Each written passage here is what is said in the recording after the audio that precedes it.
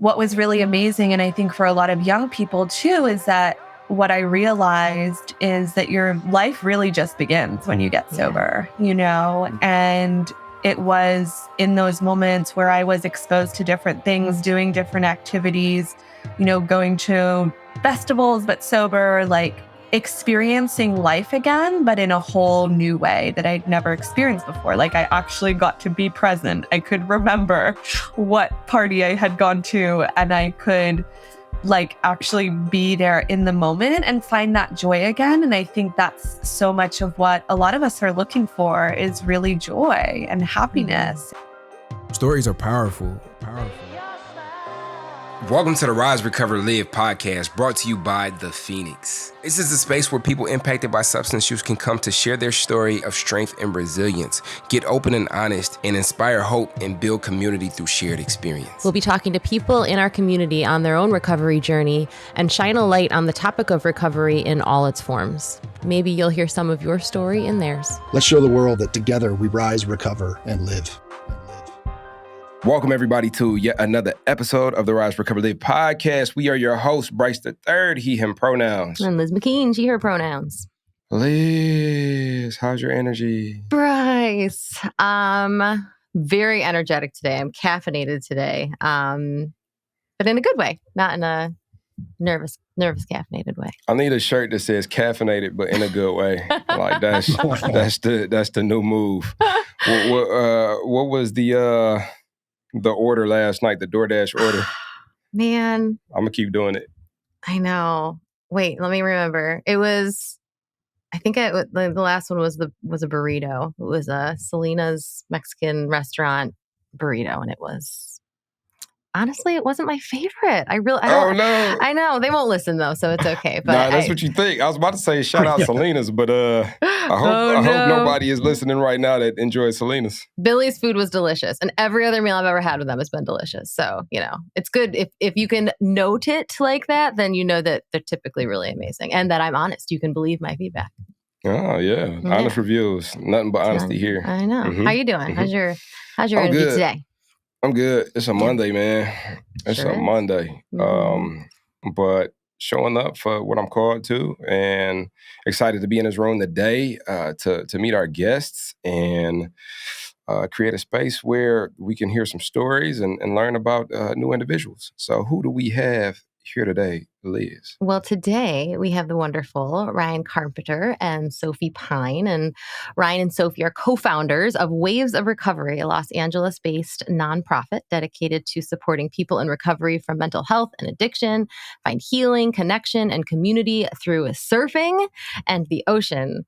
And not our first surfing episode, which makes me so happy because I feel like we're just building this very cool, literally cool surfing community in the recovery space. And I'm so pumped to talk to them. So welcome, Sophie and Ryan. How are you?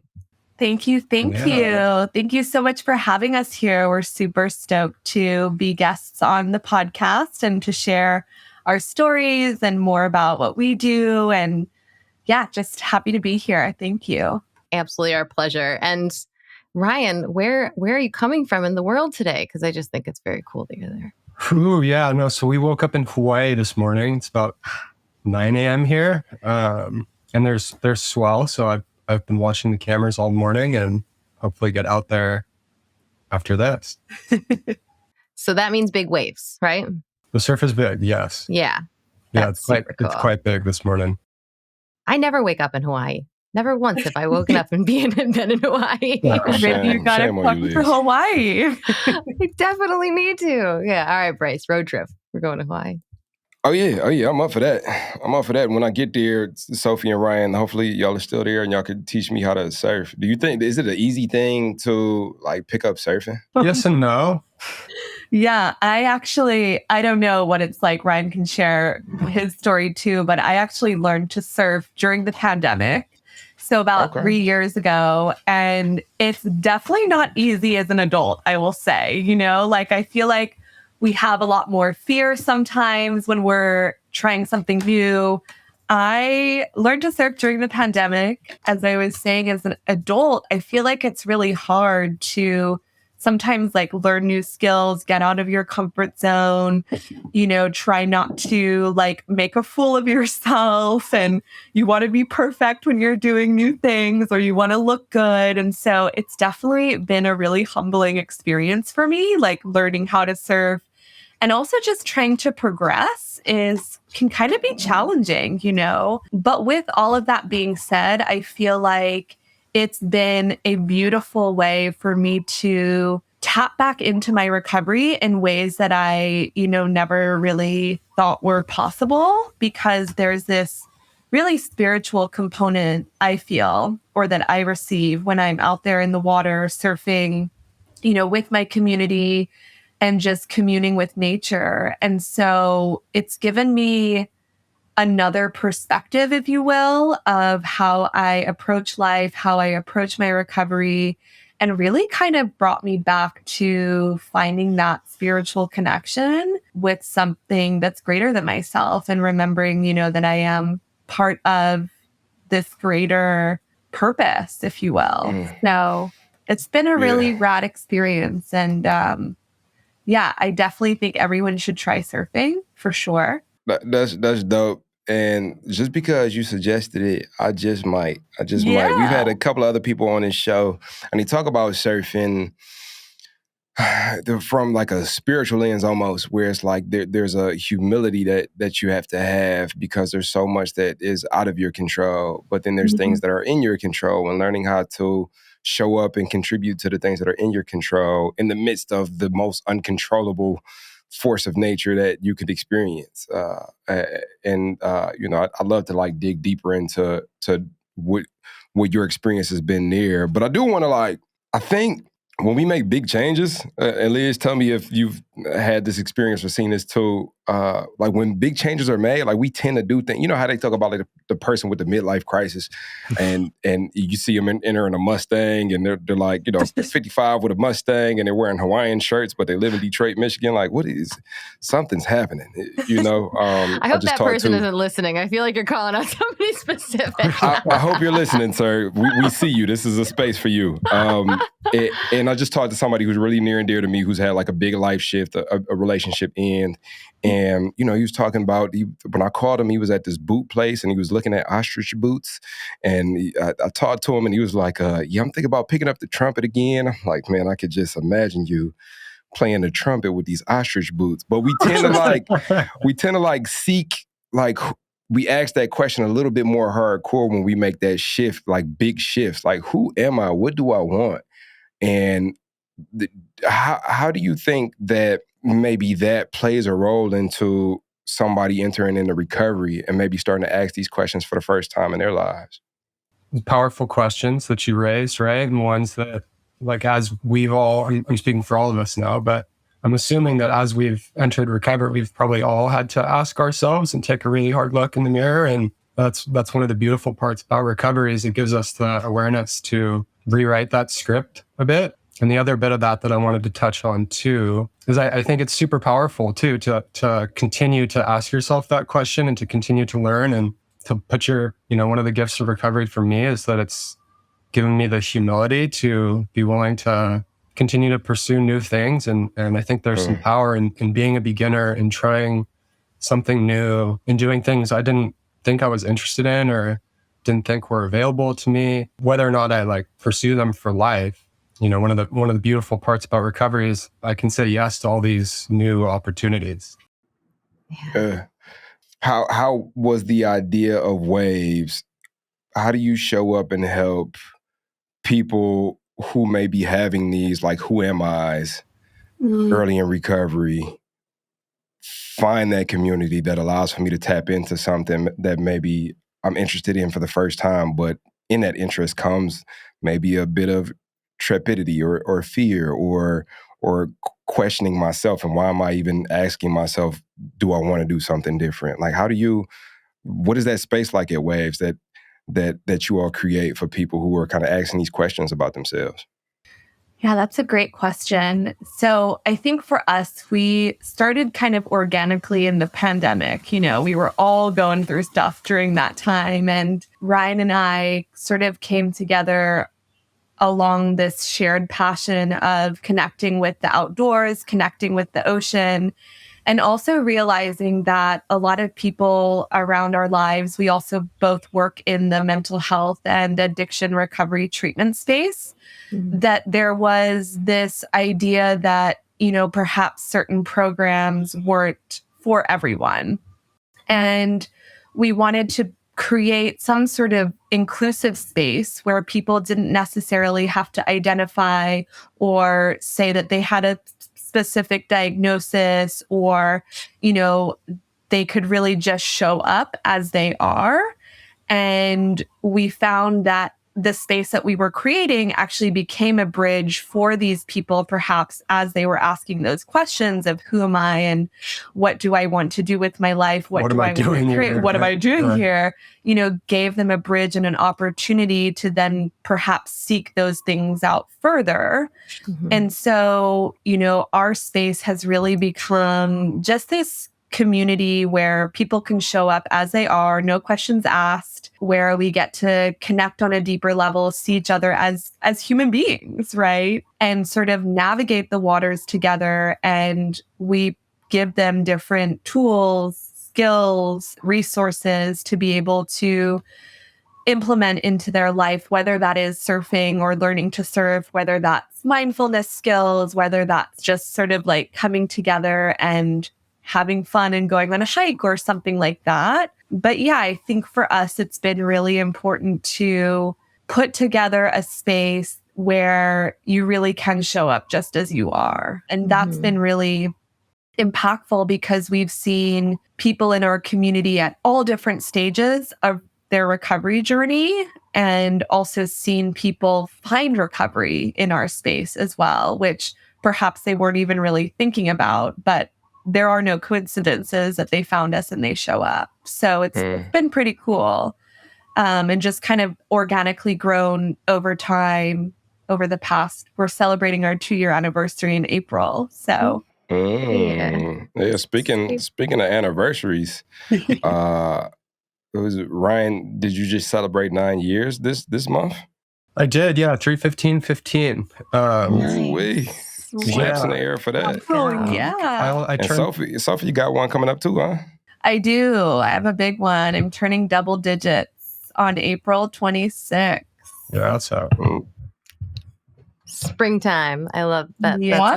I was thinking as you were talking about the work that you do in treatment and mental health, and then having 2 years ago founded this organization and seeing people kind of just take those baby steps into recovery, really bolstered by this work that you're doing and the outdoors and the waves and all these things that, like, man, what a cool way to get sober, and to like see what's possible. I feel like so often when we're in this work, there's things that we're like, I'm going to create the thing that I wish I had, like how different would my journey have been if this had been, around? But also, you are the change that you want to see in the world. It's amazing that that's the beauty of all these people in recovery who are just like, creating these pathways that they have kind of come across. So I'm just wondering what your pathway looked like. Like, what was it like for you? What early recovery for you wasn't waves of recovery because it didn't exist yet. So was it always outdoor related? Or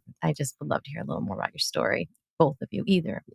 You can go first. Sure. Yeah, I think you're spot on. A lot of waves of recovery is informed by my experience in treatment, and yeah, being outside, doing rad things. I had some guys who were heavy into jujitsu in early recovery.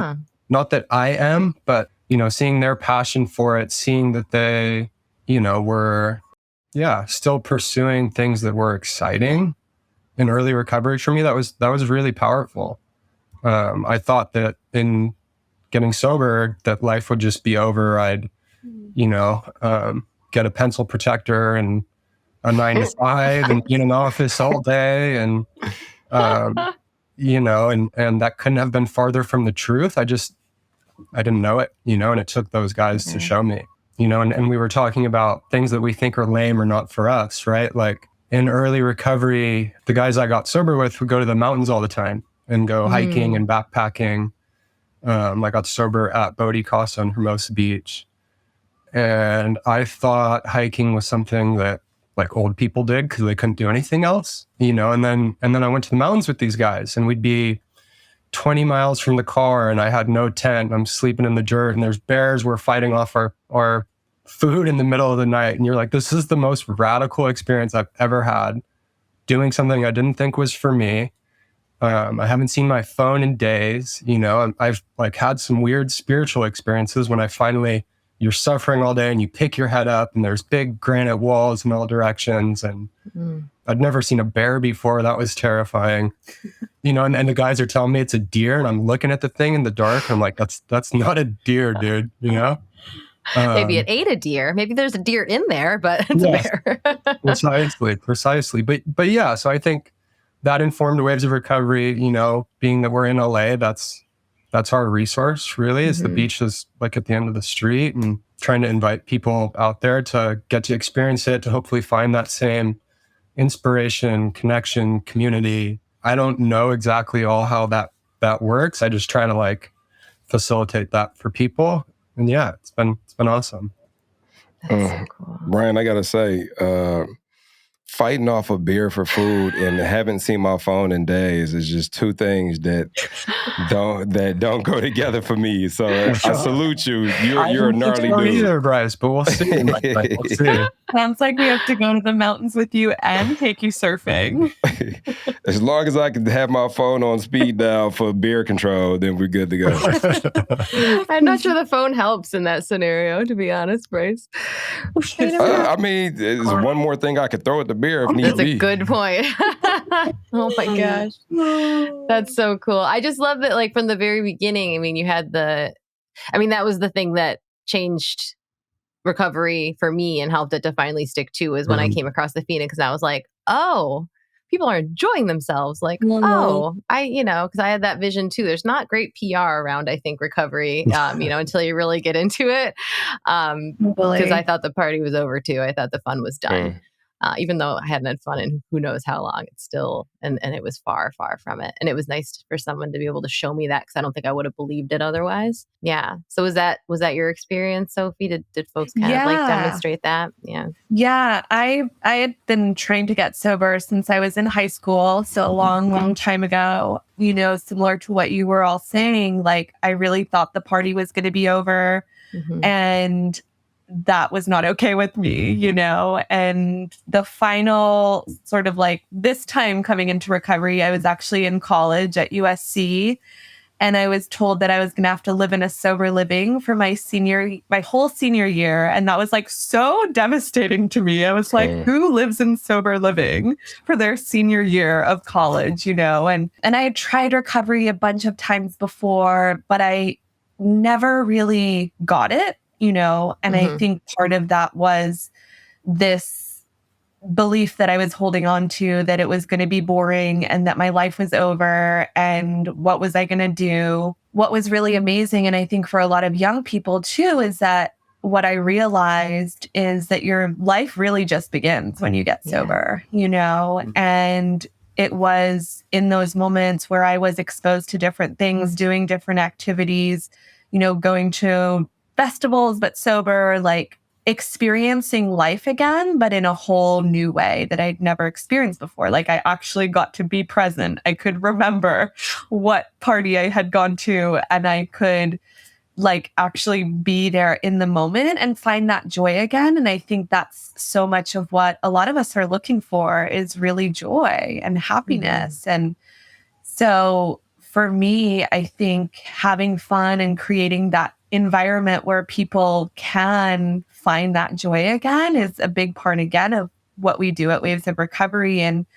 really try to show people that you don't need substances, or you don't need something to numb you, or, that it's actually okay to feel these feelings and to move through them. And we're not always going to be 100% happy all the time, and that's okay.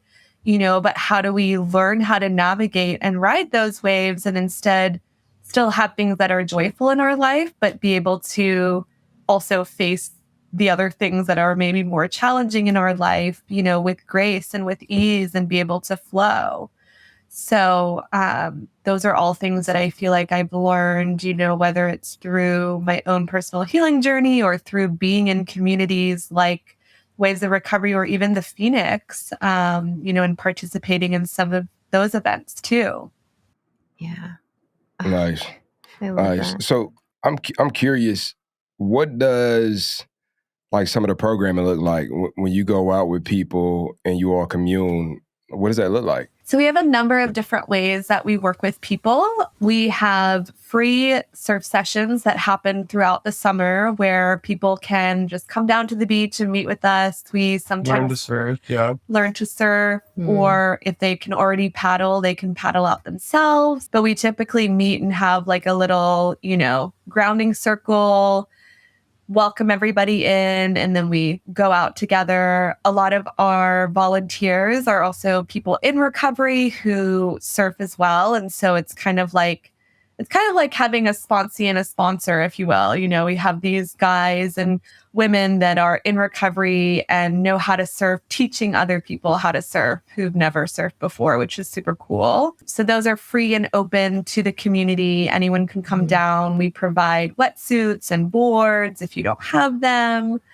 And then we also have other events throughout the year that are more in partnership with other organizations, just so that we can continue to collaborate and with other communities and really make a greater impact together. So for example, next Saturday, March 30th, we're actually doing a event with the Phoenix in Los Angeles. Cool. We're doing an ocean plunge and a bonfire. So some fellowshipping. Yeah.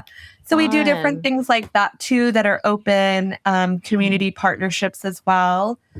And then we also do have our 6-week surf therapy program. So that's really more for people who, want to dedicate a set period of time to really not only learn to surf, but use surfing in the ocean as a way to heal from whether it's addiction or mental health. And that's really run by a licensed therapist and a surf coach. So we have a team of therapists and surf coaches that work with us who really set a container for 6 weeks for people to move through, their own healing journey.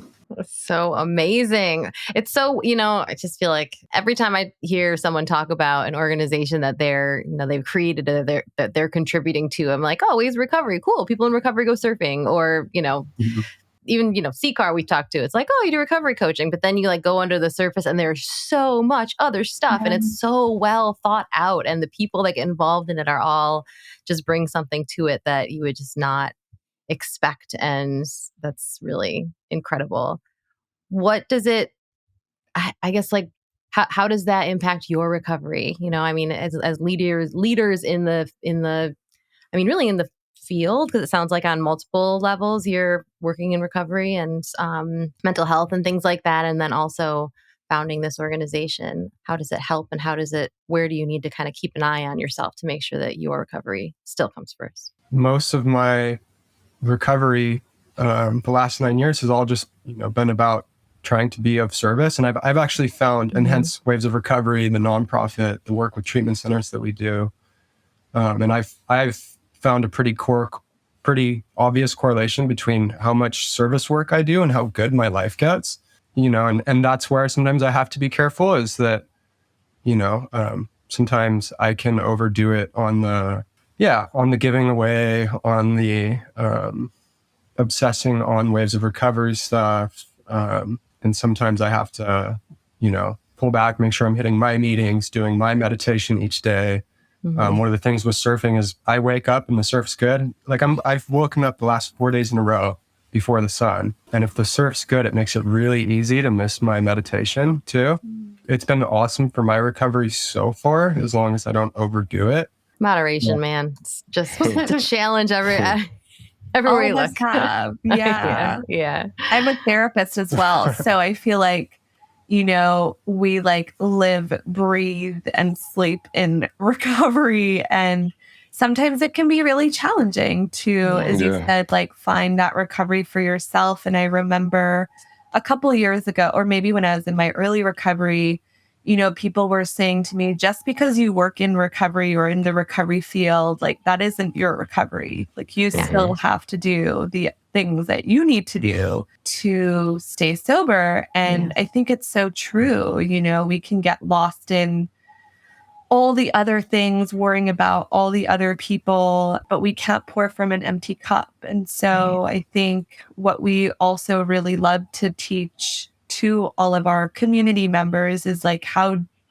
do we put ourselves first, not in a selfish way, but, in a way that like nourishes us and fills up our soul so that we can continue to give. How do you keep a hand in both directions, right?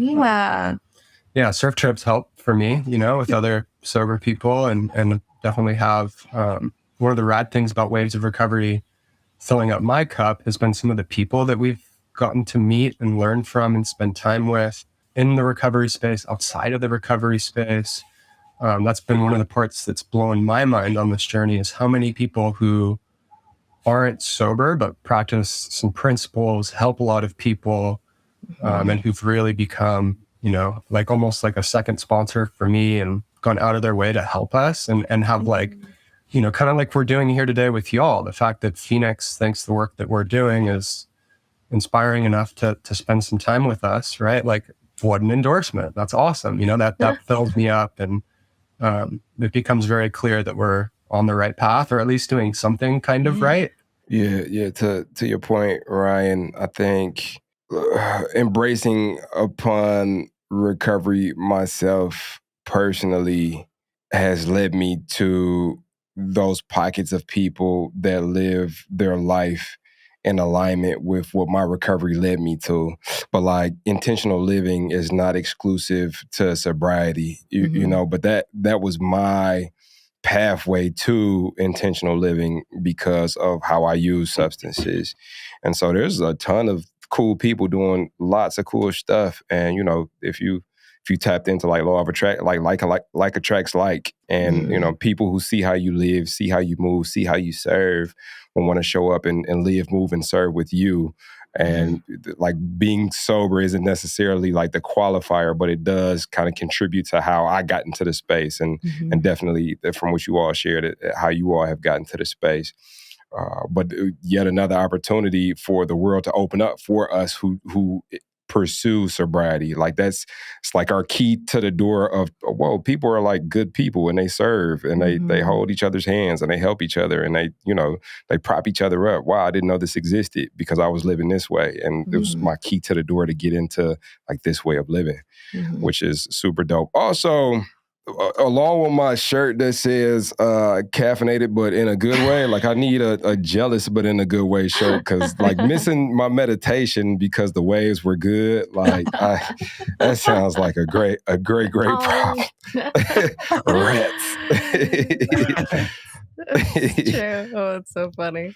Also, how many people are listening to this episode right now that have Googled like the surf therapy? Like I would like to do that. Like, when you think about how you all have talked about surfing and the way that it holds parallel to recovery or to showing up for life on life's terms in general, like mixing therapeutic services with like the act of going out and learning something new and learning how to ride the waves. That's amazing. Can you tell me just a little bit more about that? Yeah, there's some amazing organizations. Maybe I'll let Sophie talk about them because she's therapist, the more qualified one. I guess the ones that inspired me, there's some research being done right now at the DOD down in, they're in San Diego, on surf therapy. I think we just had our first doctorate in surf therapy. Whoa. We were in Puerto Rico this year for the International Surf Therapy Conference. Some of the programs out there have had experiences where they've taken, is it non-vocal autistic children, participants? Out into the water, and who've never been able to express themselves. And after sessions in the water, we actually met a participant who I think is going off to college next year, but who's now fully vocal.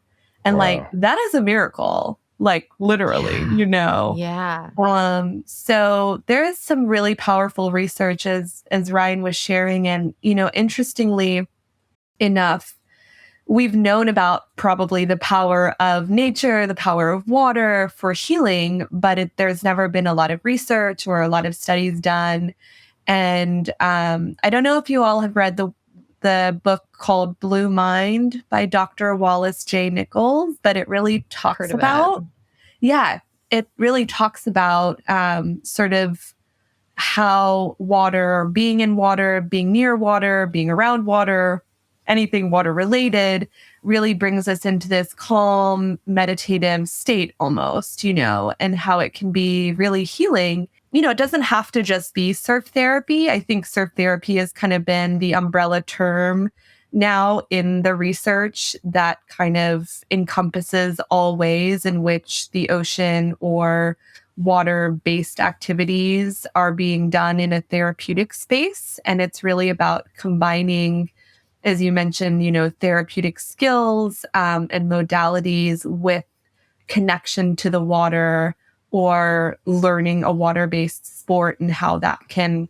be a vehicle almost for people to benefit physically, emotionally, mentally, and spiritually. So there's now this whole organization called the International Surf Therapy Organization that we were at the conferences in Puerto Rico in December, but they started kind of gathering together about, I want to say 7 years ago, don't quote me on this, but they started with, a handful of organizations around the world. And last year when we were at the conference, there's probably over 100 surf therapy organizations now across the world, all using surfing or connection with water in different ways to support different types of communities. So it doesn't just have to be, about supporting people in recovery from mental health and addiction. But the beautiful thing about water is it doesn't discriminate, and, anyone can really access it in that way. And it's going to have different, impacts for different people.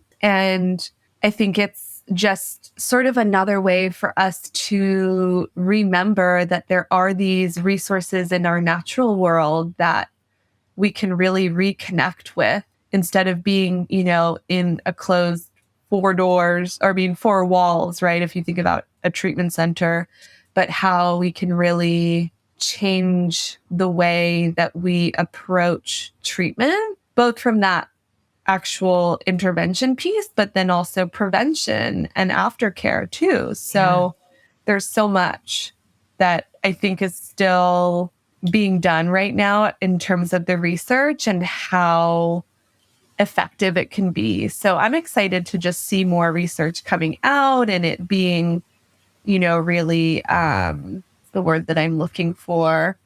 Kind of like validated? Yes. With you. Exactly. Yeah. That's amazing. That's amazing. That's amazing. And it's almost like, because when you don't have the language, you seek to self-modulate. And a lot of us, like we sought, substances because they were there. They were prescribed to us. They were at the liquor store. And we, we modulated our nervous system in that way. And in recovery, like I found that, like I got a couple of spots. I'm not going to say it on this podcast because I know there's some people here in Michigan and I don't want y'all to crowd my spot, okay?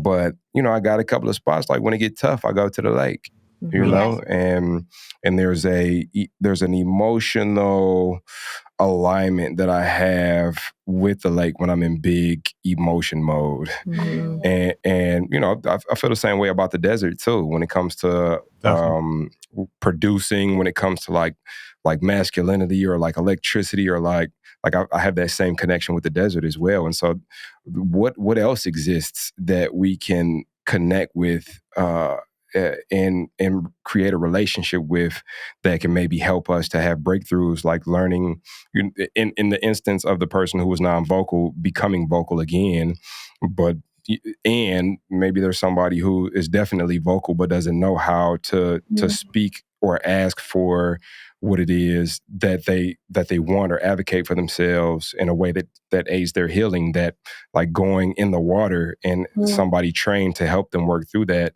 can help reveal to them and increase the quality of their lives. There's so many, like, imagine what else exists. Is there like volcano therapy? Like, can I go to what y'all laughing at? Ryan can go to the forest with beers and no phones, but I can't go to a volcano. We laughed at that too, though. Like that was, in a good way, in a positive way. Yeah.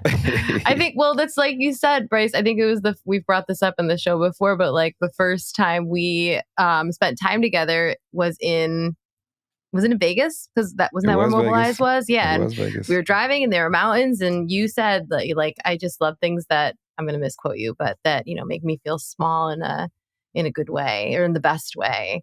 And I think I said that, or, again, some butchered version of it too in the next yoga class I taught, and it was just because it was so meaningful to me and continues to be. And I feel like that's what we're talking about here. It's just those things that just make you feel small, but in a way that you're part of something big, not in a way that you're unimportant or something. And the smallness in that also, like, if I get small, then everything that is big to me becomes a bit smaller. Yeah. So adversity, obstacles, maybe stories that I've told about my life and where it is that I come from, and things that have been so hard for me to break the cycle of, or to learn to not perpetuate, like in the face of a huge mountain or in an ocean or in a sunset. It's like, oh, like it's not that big.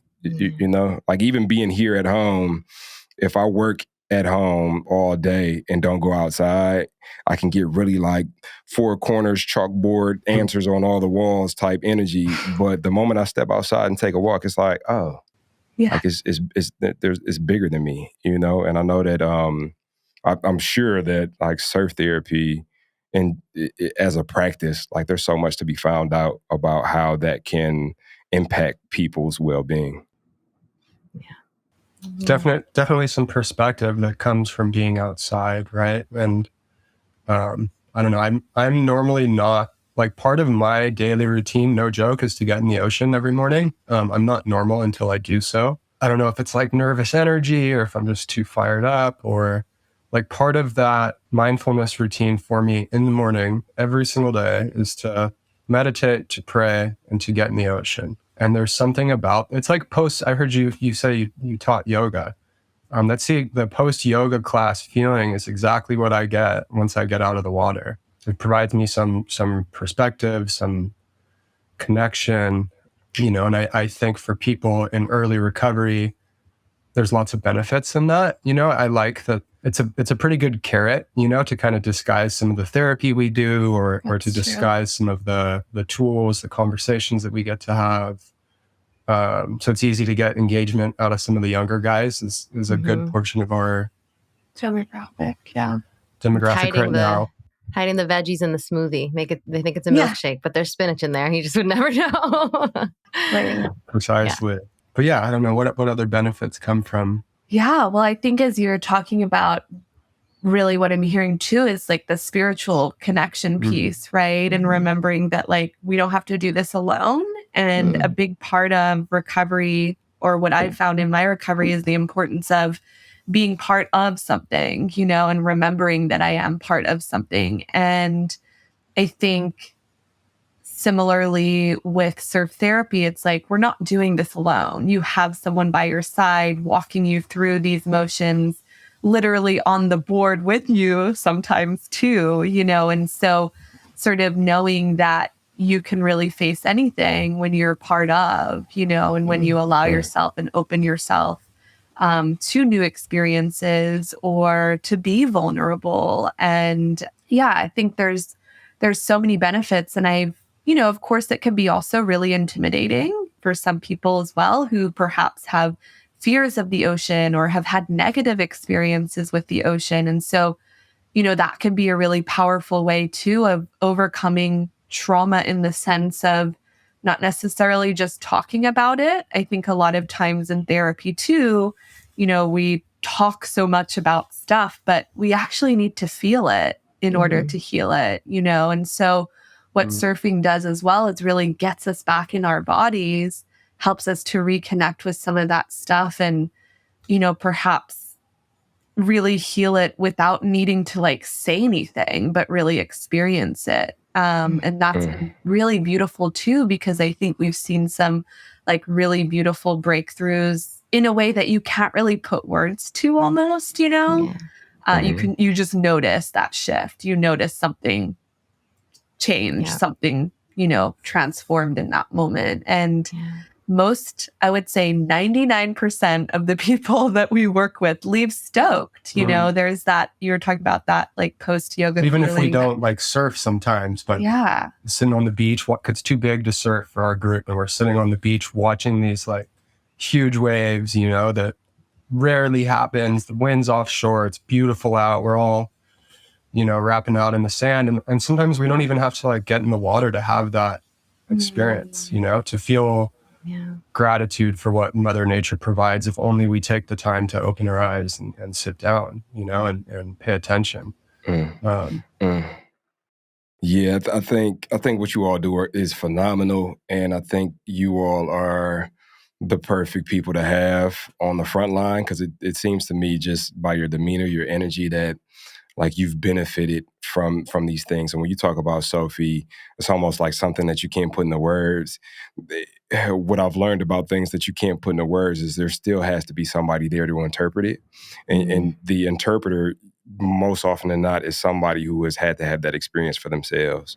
And so we appreciate you, the work that you do, for coming on the show and sharing that work with our community, and for partnering with the Phoenix with the work that you do.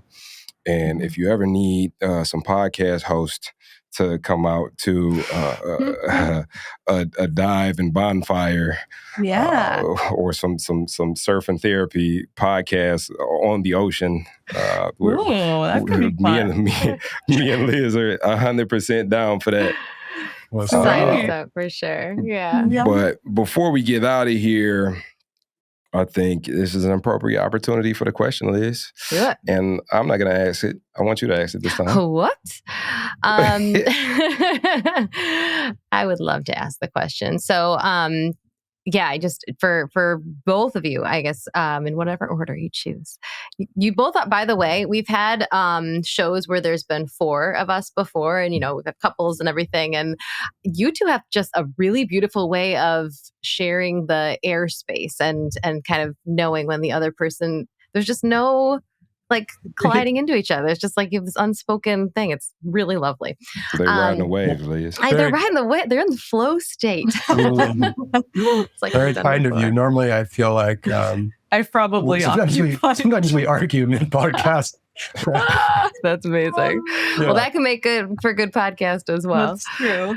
Yeah. Well, anyways, we'll see. Now that I've called it out, now I've jinxed us all. What if you could go back and connect with a previous version of yourself, being the person you are now, having had the experience that you had? What message might you send to another version of you? Pull back that curtain of time.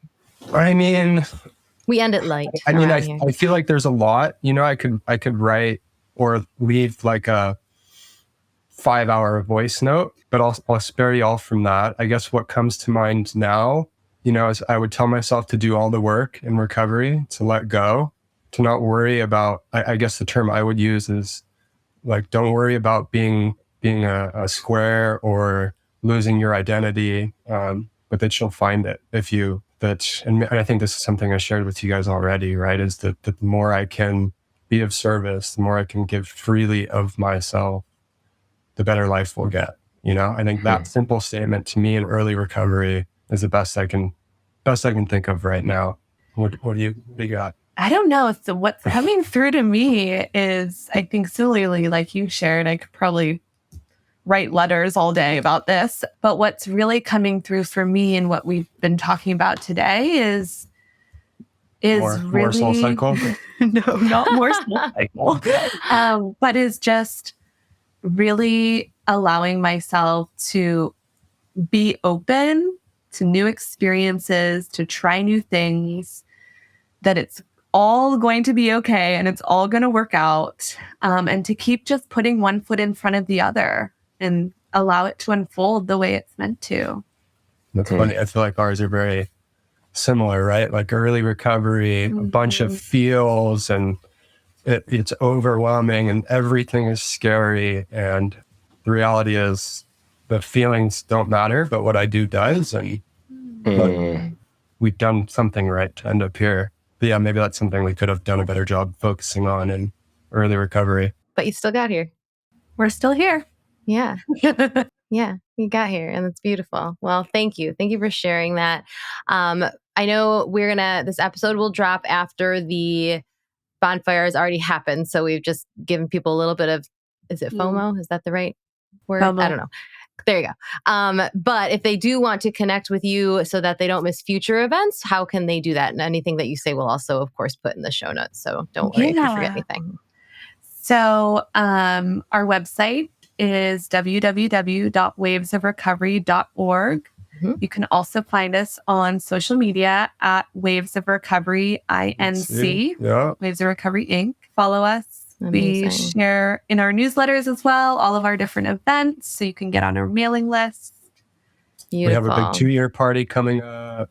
Oh, yeah. Yay. On April 20th, 420. So I don't know when this episode drops, but 420. Wait a minute. So your anniversary is 420?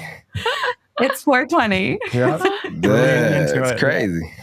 Reclaim it. Take it back. That's amazing. That's phenomenal. I know. And I think the Phoenix is going to be part of it again this year, too. Nice. Last year, they provided coffee and donuts. So some good vibrations. Good vibrations, too. Yeah, they've been really amazing. The Los Angeles chapter has been really amazing to work with. So they are cool. Well, then definitely, I mean, if you haven't already, those listening, make sure you've joined the LA space in the Phoenix app because, any collaborative events will show up in there as well. Yeah. And we can talk about when we'll have this drop so that we make sure that folks are able to participate in your event because that sounds wonderful. Amazing. So, yeah. And thank you for being here. We're just so grateful for you to be here, to be in the world. It's really fun to have this convo. I know folks are going to walk away feeling excited to, I don't know, maybe try something that they think they can't do. Maybe get out of their comfort zone and get outside. So thanks for listening, everybody. We'll see you next time. Catch you later. So now you're excited. Bryce, Liz, how do I get involved with the Phoenix? Well, my friend, it is super simple. We actually have an app. Head over to the Google Play Store or the Apple App Store, or look in the show notes of this podcast, wherever you're listening to or watching this podcast, and go download the Phoenix app. The Phoenix app makes it so easy to find classes that are near you or to access our virtual class schedule where you can hop on from the comfort of your home. You can also join our groups and have a conversation with someone from the Phoenix community from anywhere in the world. Please make sure that you join the podcast group where you can connect with Bryce and I and other listeners. Everything that you need is in the show notes. You can also head to our website at www.thephoenix.org. And maybe while you're there, you click the volunteer tab and get even more involved.